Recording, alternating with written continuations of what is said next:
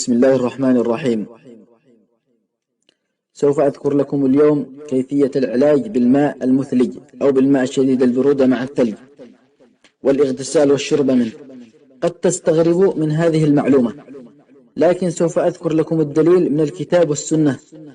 وقد ذكر أن الاغتسال بالماء البارد المثلج أو الماء مع الثلج ينفع علاج للوسواس والخوف والقلق والحزن والهم والاكتئاب وشرور النفس وضيق الصدر وتعكر المزاج، وينفع لنشاط الجسم وتدفق الدم في العضلات وتقوية جهازك المناعي ومقاومة الأمراض، كما أنه ينبه الجهاز العصبي مما يساعد على سرعة ردود الأفعال ونشاط عضلة القلب وقوته وتحمل الأخبار السيئة والمزعجة.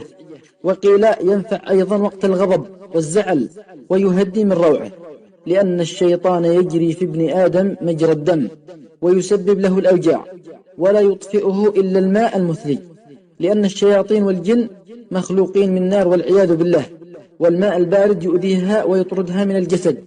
وقد تكلم الشيخ عبد المجيد الزنداني ضمن سلسلة إعجازه العلمي وذكر كل ما قلت عن تأثير الاغتسال بالماء البارد وتأثيره على الممسوس، وكيف أنه يفسد مركبات المس والسحر.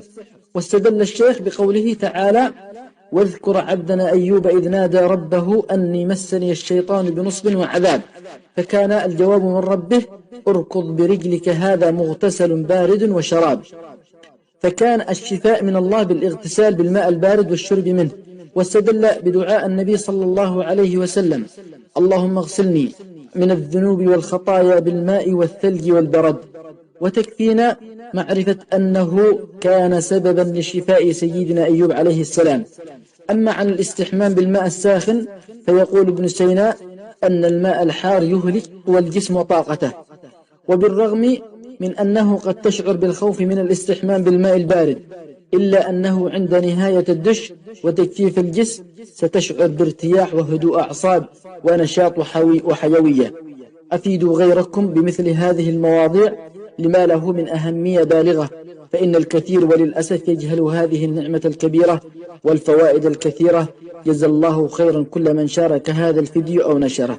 والسلام عليكم ورحمة الله وبركاته.